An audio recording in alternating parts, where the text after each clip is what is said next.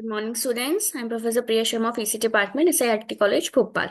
Sage Anandam. So, this is our lecture 8 of the lecture series Data Circuit System, which we are running nowadays.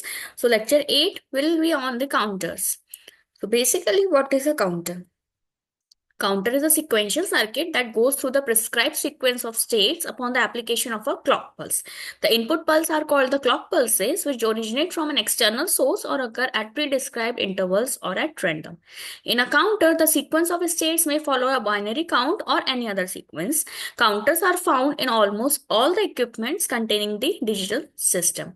There are two types of counters, namely asynchronous or synchronous.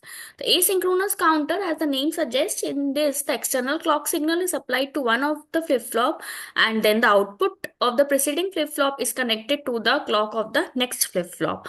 And the synchronous counters, in this, all the flip-flops will receive the external clock pulse simultaneously, and the ring counter and Johnson counters are the examples of a synchronous counter.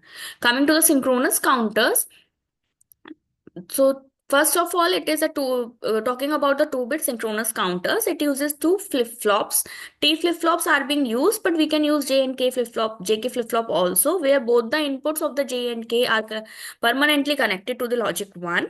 External clock is applied to the clock input of the flip-flop A, and the QA, that is the output of flip-flop A, is applied as a clock pulse for the next flip-flop. As you can see from here, we have used a T flip-flop, and the input T is connected permanently to logic 1.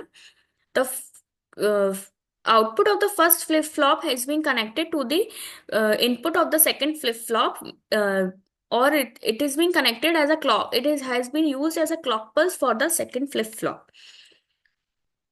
As bubble is used here, so it is negative edge triggered flip-flop. So this is the clock pulse which we have applied to flip-flop 1. When the clock pulse having the first falling edge, the output of the flip-flop 1 will goes from logic 0 to logic 1, and it will remain at logic 1 level until the next falling edge. Again, it will go from low to high logic at the third falling edge of the clock pulse, and will go from high to low at the fourth falling edge, and it continues for the rest of the clock pulses. Similarly, for the next flip-flop, second flip-flop, the Q1 will be active when the clock pulse will be given from Q0 to second flip-flop. So for the first falling edge of the first flip-flop, it will be at logic 1, and it will remain at logic 1 till the next falling edge of the first flip-flop. This is first falling edge, this is the second falling edge, as I have mentioned using the arrows. So at the first falling edge, it will change its state from logic 0 to logic 1, and at the next falling edge, it will again change its state from logic 1 to logic 0. At the rising edges and at the remaining stages, it will be at the stable position. So this is how it is being counted. From here, we can say that it is 0 0, then the state will come where the outputs will be 0 1, then it will be 1 0, and then it will be 1 1, and after 1 1 it will again come to 0 0. That means it will count from 0 to 4. So a 2-bit asynchronous counter can count from 0 to 4, and after the output 1 1, it will again reset to the output as 0 0, as it is counting in a sequence like 0 1 2 3. So it is termed as a up counter. If it counts from 4 3 2 1, then it will be treated as a down counter. In a couple of slides next, we'll discuss how up and down counters can be made simultaneously or can be implemented simultaneously. Coming to the 3-bit asynchronous counters, in 3-bit we will use 3 flip-flops. Here we have used JK flip-flop. Earlier we have used T flip-flop. So in JK flip-flop, J and K inputs are permanently connected to logic 1, as it has been seen. And the output of the first flip-flop is being used as a clock pulse for the next flip-flop. Similarly, the clock pulse of the second flip-flop has been used as a, output of the second flip-flop has been used as a clock pulse for the third flip-flop. So again, the clock pulse, this is the clock pulse which we have given to flip-flop 1. Then the same procedure has been followed over here also. At the first falling edge, the logic will change from 0 to 1, and it will remain at logic 1 till the next falling edge. Again, it will remain at logic 0 till the next falling edge. Then it will change its state to logic 1, and it continues. as QA will trigger QB, that means first flip flop will trigger second flip flop. So at the first falling edge of the first flip flop, the output of second flip flop will remain high, and it will remain high or at logic 1 till the next falling edge of the uh, first flip flop. Uh, Similarly, for the third flip flop, it will be triggered by the second flip flop. So first falling edge will be act as a triggering, and it will change its state from logic 0 to logic 1, and it will remain at logic 1 until the next falling edge of the flip flop. Which is there here, and it will change here from logic 1 to logic 0. So you can say the outputs are 0 0 0, then 0 0 1, 0 1 0, 0 1 1, 1 0 1, 1 0 0, 1 0 1, and so on. So it is counting from 0 to 7, and it is resetted again to 0. So 3-bit asynchronous counter will count from 0 to 7, and after 7 it will reset to 0, and again counts from 0 to 7. So this is again a up counter.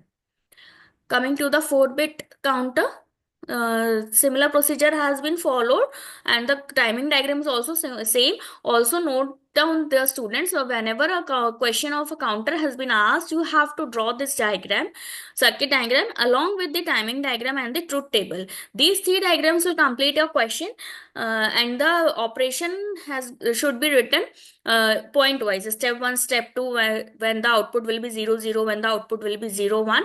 So you have to attempt this counter question likewise. I have told you just now.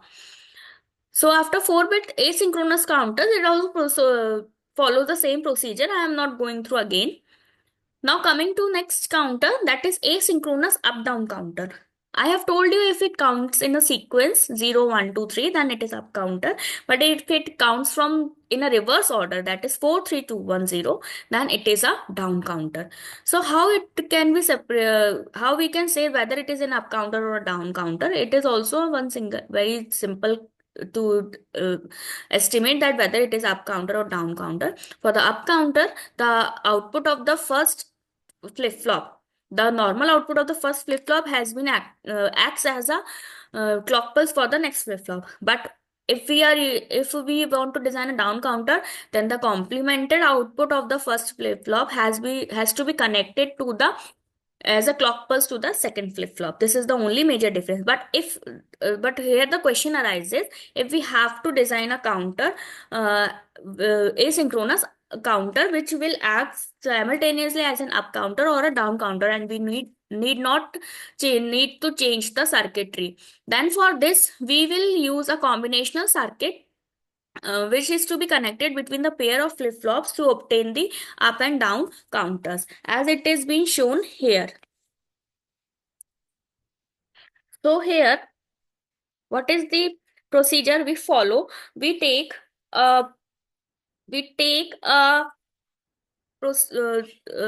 circuit diagram where we can.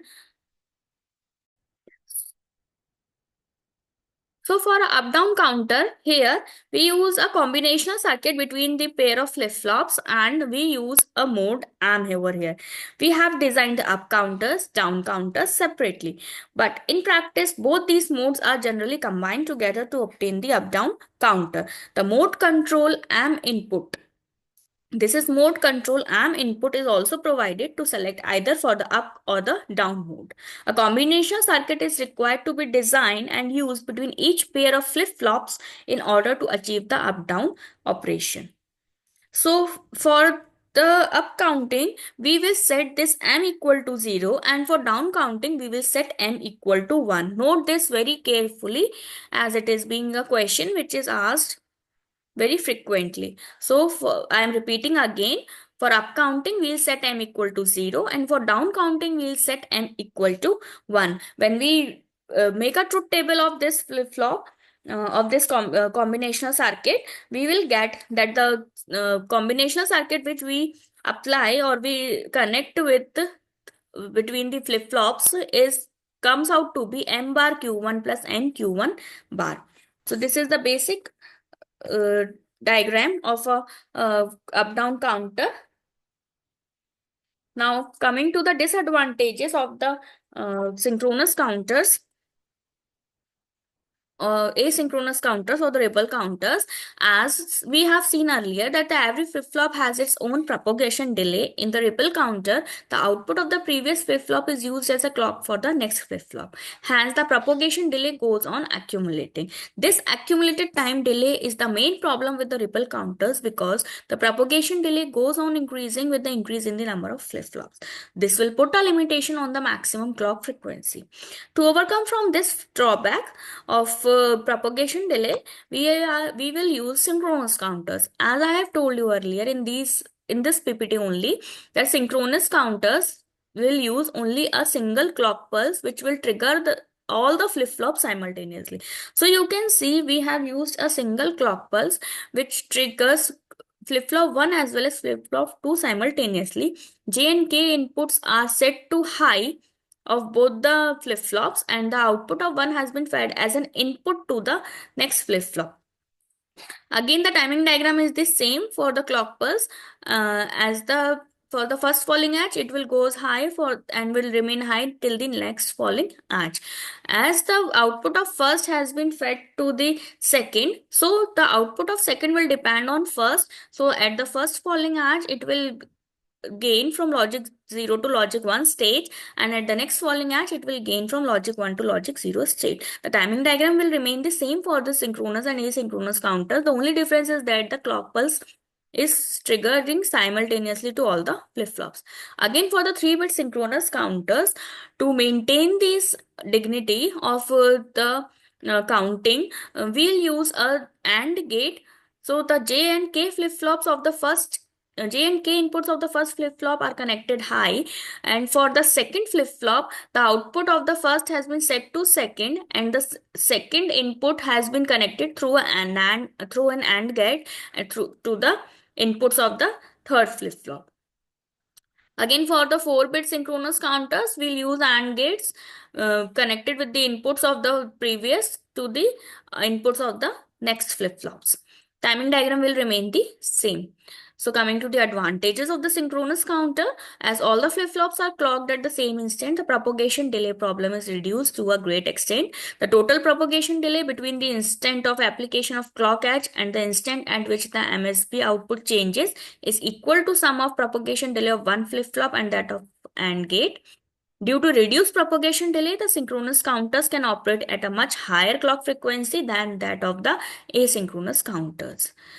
This is the simple comparison between these both the counters, which I have told you in through all this PPT.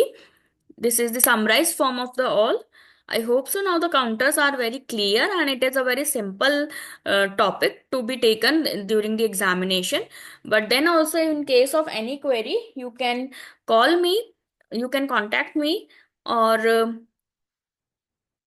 you can also go through these. In case you have any query, you can contact me. Thank you. Sage Anandam, work very hard, and all the very best, students. Thank you.